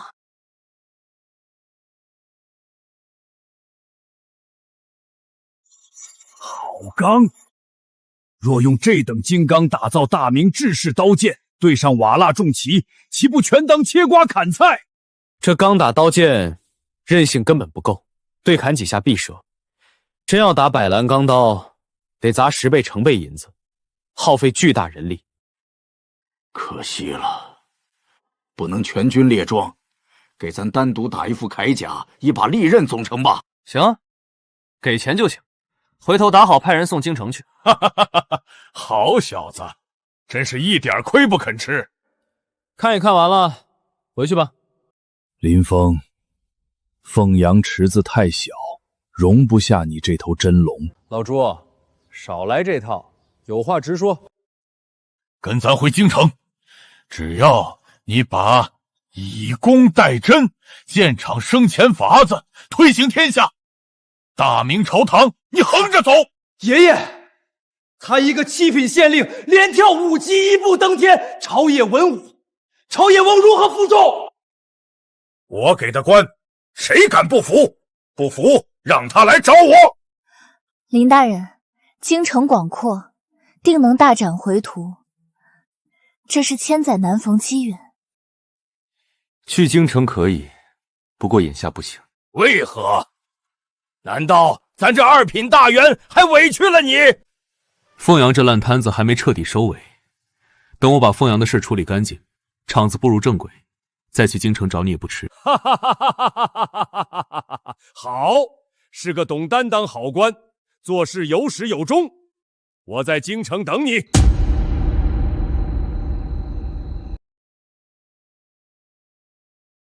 王爷，听了此人事迹，觉得此人如何？狂妄，目无尊长。此子行事看似荒诞，实则步步踩在点子上。那以工代怨之策，实乃治国大策，能解流民之患，还能生出金山银海。只可惜没能当日听他讲解。他那连发火器才真叫人眼馋。若我北平燕王卫能全军配备，对阵瓦剌铁器，何须再用人命去填？此等惊天伟地之才，若能收归麾下，大事可期。听说他连父皇的面子都不卖，一个工部尚书都能推辞，能甘心跟本王去苦寒之地吃沙子？人皆有欲，只要找到破绽，没有拔不动的钉子。而且前日北平来信，郡主在游玩的时候感染了风寒，现在卧病不起。关键时刻，我们可以用郡主来劝他。你这方法倒是可以，但是不到关键时刻不许用。贫僧明白，我们现在不如进去看看，和此人聊聊也罢，会会这只地头蛇。瞧什么瞧？今天县衙不见客，林大人要休养。这位差爷通融。在下狄竹，这是我朋友陶须子，我们是从北直隶来的客商，有笔大买卖想找林大人当面谈。北直隶来的大客商，行，冲这锭银子，我去给二位通报一声。不过林大人刚睡下，见不见你们，我可不打包票。大人，大人，外面来2个北直隶客商，说有笔大买卖要亲自跟您谈。滚滚滚！什么大买卖？本官现在富可敌国，让他哪儿凉快哪儿待着去。那我回绝他们。对了，那领头的人说他叫什么狄竹，旁边还有个叫陶须子的，真是怪名。北直隶狄竹陶须子。站住！你给我滚回来！大人，您不是说不差钱不见吗？你懂个屁！快去把大门敞开，把人客客气气请到会客厅。是。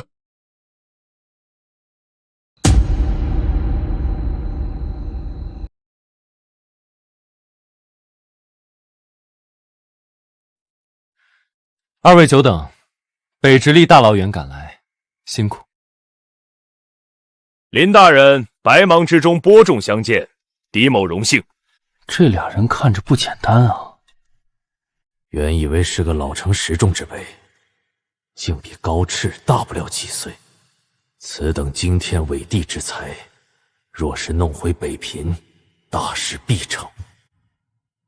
狄老板大买卖，看中我凤阳什么了？肥皂、水泥、衣料、丝绸，狄某通通要，价格好说。哼，胃口不小。北直隶地界大，竞争也激烈。狄老板平时走哪条道？不瞒林大人，狄某常年在关外走动，皮草、人参、东珠、西域诸国、漠北草原，都有狄某商号马队。西域、漠北，陆上丝绸之路，这可是能把破玻璃卖出天价风水宝地。胃口不小。北直隶地界大，竞争也激烈。狄老板平时走哪条道？只做肥皂酥绸。狄老板大老远跑一趟，格局就这么点儿。只要林大人愿意给货，狄某什么买卖都敢接。痛快！来人，把本官卧房床底下那口黑皮箱子抬上来。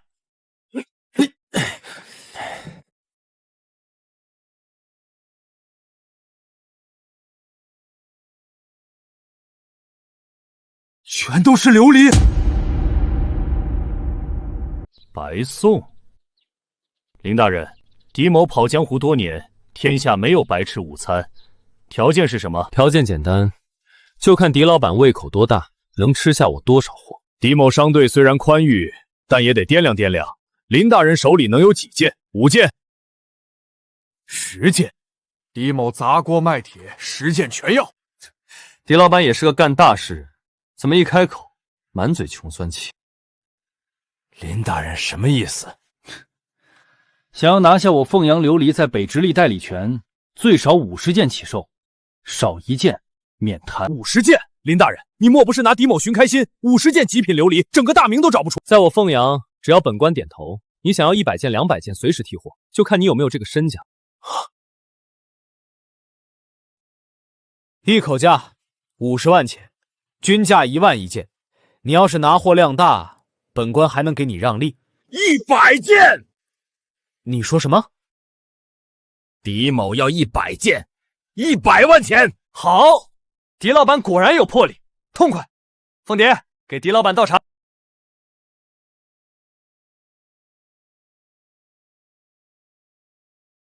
这是江左陆家的生意，料子不错，染色也正。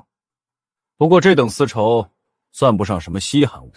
确实，此物虽好，却无奇货可居之势。那如果我这丝绸价格比市面上最便宜苏杭货还要低1半呢？林大人说什么？低1半？没错，不仅价格便宜1半，而且你要多少，我纺织厂就能产多少。琉璃丝绸，来时路上见的水泥地路面，全出自此人之手。这等通天大财，若能弄回北平，辅佐本王，大事何止添3分胜算，必须把它砸下。老朱真是个福星，他前脚让我清空库房，后脚就送来这头北地大肥羊，库存清空不说，还能大赚一笔。狄老板，买卖谈妥，天色不早，本官做东。后院备了些宝酒，赏脸吃顿便饭。这小子心气极高，力又走不通，只能结交，用情拿下。林大人赏脸，狄某求之不得，能与大人这等奇人同桌共饮，是狄某福分。林大人这凤阳地界，竟有如此地道北地吃食。狄老板常年在塞外奔波，吃不惯南方精细物，本官特意交代后厨烤制，尝尝。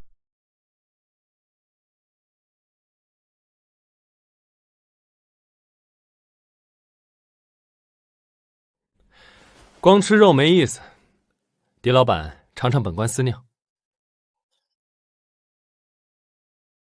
好酒，狄某走南闯北，从未闻过如此霸道酒香。这叫茅台，一口下去，刀割喉咙，火烧心，就怕狄老板喝不惯。笑话！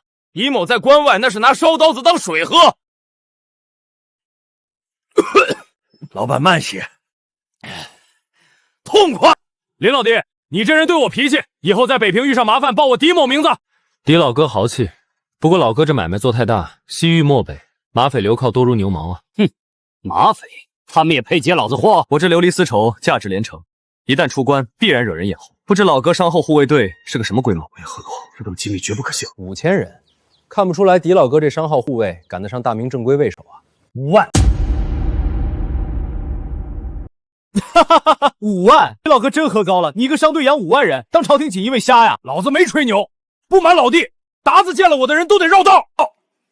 吹什么牛逼？你当你是燕王朱棣？林老弟信我，我没吹牛。老哥，5万练兵靠可不是死板阵型的，听过33制战术没？何谓33制？3人为一个战斗小组，1人主攻，1人辩护，1人支援。小组呈3角阵型散开，互相依托，哪怕被打散，也能各自为战，这叫战术穿插。还有，这2本书在哪儿？哼，全在我这儿。此等练兵神术，若用在燕王卫士上，扫平漠北何足挂齿。这小子简直就是天授奇才。林老弟，老板不可鲁莽，此事需从长计议。滚一边去！从什么长计议？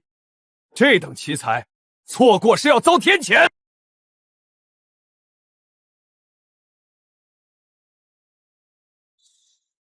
关二爷在上，皇天后土为证。今日我与林芳结为异姓兄弟，有福同享，有难同当。这北地蛮子手劲真离谱。罢了，结交个大商也是条财路。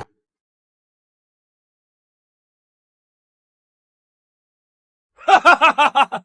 好兄弟，以后在北平，四哥罩你。谁敢动你一根汗毛，四哥活劈了他！四哥，你是朱棣。有些话烂在肚子里是福，说出来可是要掉脑袋的。四哥，别演了。刚才拜把子的时候，你那股子气吞山河的劲儿，除了那位蹲在北平戍边的燕王殿下，大明朝找不出第二个姓朱的。再说了，什么商贾能一眼看出三三制？既然把话挑明了，本王也不藏着掖着。林峰，这破县令有什么好当的？跟本王去北平，本王许你一个万户侯。不去。说什么？北平风沙大，还没我这凤阳舒坦。况且前2天老爷子才刚从我这儿走，他老人家前脚走，我后脚跟着你跑了。四哥，你是嫌我命长，还是嫌你自己命长？的确，父皇刚走，若是贸然让林峰和我走，恐怕也会牵扯到我身上，得想办法瞒过去才行。所以啊，四哥，咱俩这兄弟照做，买卖照谈，但去北平这事儿，且等以后吧。行，本王等得起。陶须子，走。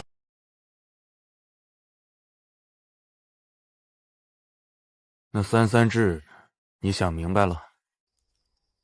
贫僧刚才在脑子里演练了3遍，若真能成军，塞外蛮族那套骑射就是个笑话。此子之才，甚至在刘青天之上，若不能为殿下所用，必成大患。哼！老头子见过他，却没带他走，也没杀他，这事蹊跷。这小子是个属刺猬的，硬拉不行，得让他自己求着去北平。殿下指的是那批琉璃和丝绸？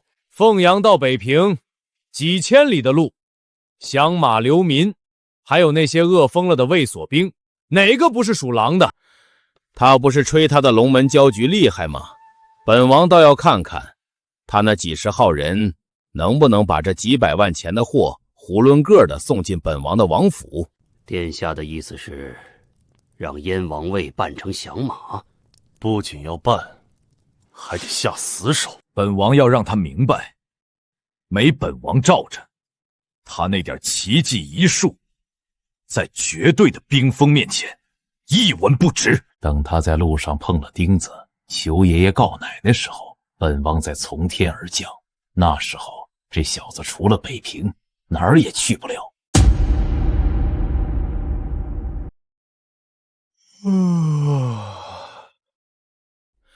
林老弟，昨晚说的事儿，本王可是认真的。北平那边催得紧，这批琉璃和丝绸，咱打算今儿就启程。行啊，四哥，钱货两清，你拉走便是。拉走容易，护住难呐。实不相瞒，咱这一路上过来，听闻不少响马盯上了凤阳的肥肉。咱手下这些家丁，虽然马背上能耍2下，但护着这么多金贵玩意儿。林老弟，你那龙门镖局真能行？在凤阳地界，挂我龙门镖局的旗子，阎王爷见了都得绕道。哼，凤阳是你林大人的天下，出了凤阳呢？过了长江，那可是流民漫天，卫所兵穷得跟鬼一样。你那几十号镖师，拿几根火药筒子，真能镇得住那些饿疯了的狼？依我看，这趟买卖悬。悬个屁！我龙门镖局走南闯北，靠的是硬实力。林老弟，你毕竟是个文官，躲在县衙里指挥还行，真到了荒郊野岭，听见马蹄声，估计腿都软了。这保命的本事，还是得靠咱们这种拿命换钱的粗人。朱老四，你瞧不起谁呢？老子亲自带队，我亲自把货给你送到北平王府大门口。老弟，别冲动，刀剑无眼，万一有个闪失，咱可赔不起一个县令。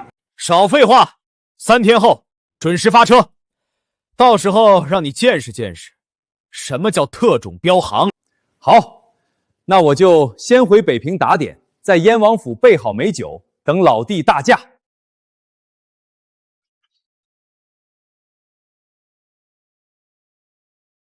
妈的，被这老狐狸套路！北平那地方除了沙子就是风，我去凑什么热闹？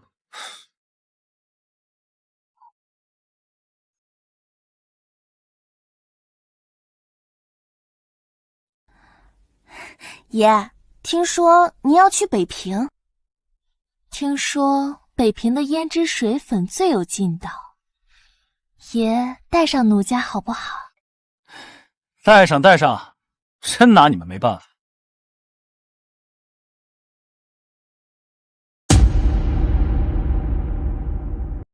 王爷，真要动用燕王位去劫林峰，这镖局成色真值得您费这么大阵仗？哎，你不懂，林峰这小子滑头狠，嘴上说亲自护送，谁知道他肚子里憋什么坏话？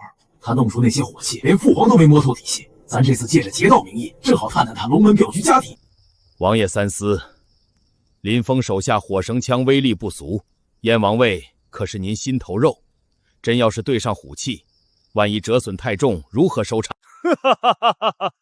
咱这次调来50名燕王卫，全套上最新打制金刚天甲，只要冲阵速度够快，火枪根本来不及开第2轮，到时候把刀架在他脖子上，看看这位林知县腿软不软。王爷既然算无局策，贫僧便放心了，只盼林大人吉人天相，别被燕王卫吓破胆。吓破胆最好，到时候名正言顺把他绑回北平，让他在燕王府专门给咱造火器。爷擦擦汗，这荒郊野岭连个茶铺都没有，真糟。就是那燕王也忒小气，连个护卫都不留，全靠爷亲自受累。你们懂个屁！这叫实力展示。朱老师想看我笑话门都没有。前面就是葫芦谷了，地形险恶，都给我打起12分精神。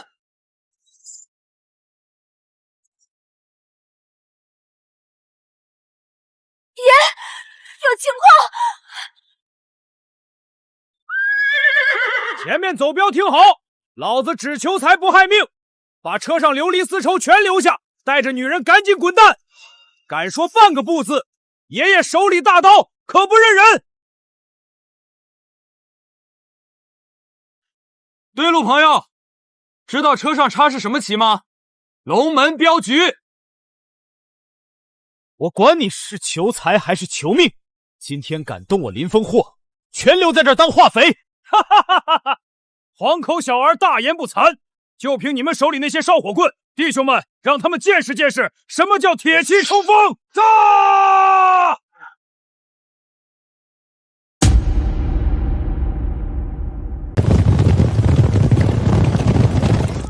朱老四跟小爷玩这种杀气腾腾的戏码，真当我是吓大的？龙门镖局列阵，3段击，放！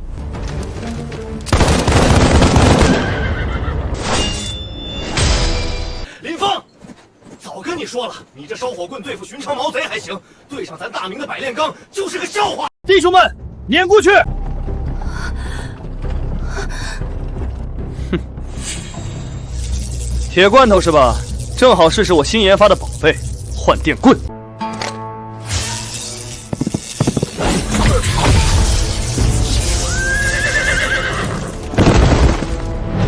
那是什么邪术？这小子到底还有多少压箱底的宝贝？这电棍竟能隔甲伤人！撤，后退30步，弓箭手准备。朱大哥，非得在这儿跟我分个高下是吧？那我就陪你玩大点儿。龙门镖局听令，把那几个特制的小玩意儿拿出来。咱燕王卫剑术天下闻名，威力不输北方胡人。小小林峰这下我看你怎么应付！往前！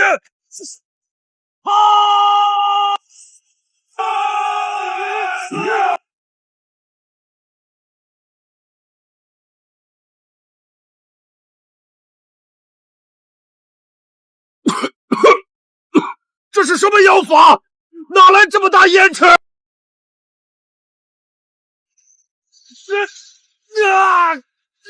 老子的眼睛！哎呀！人呢？青天白日还能遁地不成？大当家的，不好了！咱们布置在后方的弓箭手全被解决掉了！你放屁！他们才几个人，怎么摸到后面去的？你放屁！他们满打满算30个人，还护着几辆大车，能绕过前面的重骑兵摸到后方去？大当家，真没骗你，弟兄们连敌影子都没瞧见，稀里糊涂全躺上了。谁？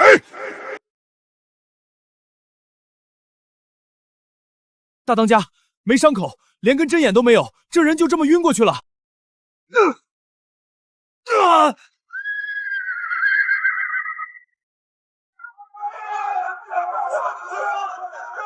鬼！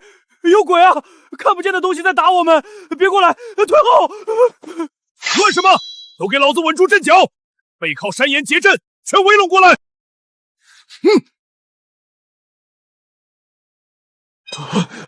喂，醒醒！隐形剑矢？不对，要是剑矢，不可能连个红印子都没有。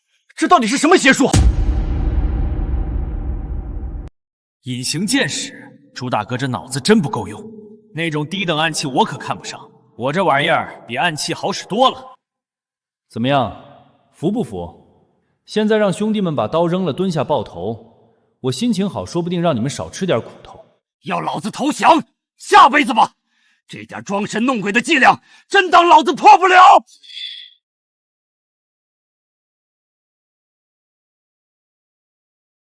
都愣着干什么？给老子扬沙子，把地上的土全给老子扬到天上去！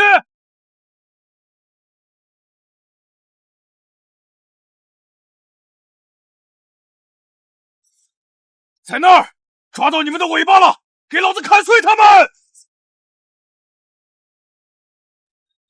哎，给脸不要脸！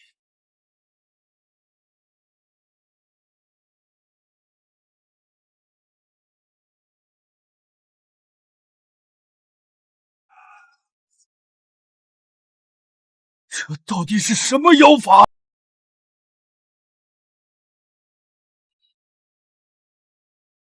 朱大哥，剩你一个了，真不投降，我可要下黑手了啊！放马过来！老子打了一辈子仗，还能怕你个黄毛小子？去！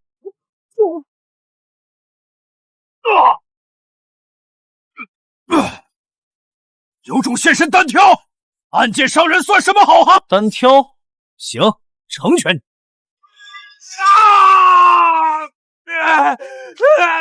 你大爷的林峰，你下死手啊！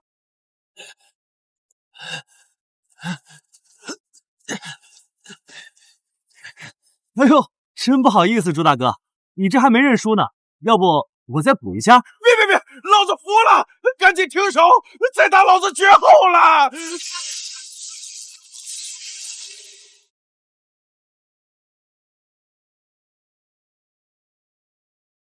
这是隐身衣。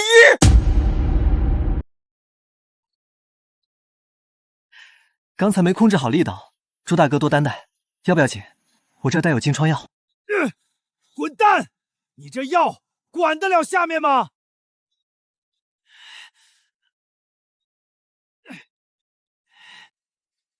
你小子早就认出我了，对吧？认出我了，还专门往那种地方招呼，你心到底有多黑？朱大哥这话说的，这可是你非要试探我的镖局。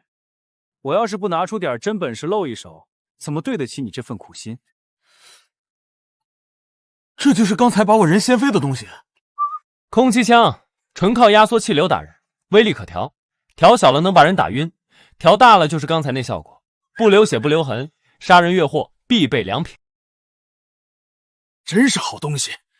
要是给我的精锐少特全配上这玩意儿，再加上你那件隐身布衣，面对瓦剌铁骑，老子能在万军丛中摸进敌营，直接取了他们主将的项上人头。林峰，跟我去北平，条件你随便开。别介，凤阳大把的银子等着我赚，去北平吃风沙我可不干。你小子怎么油盐不进？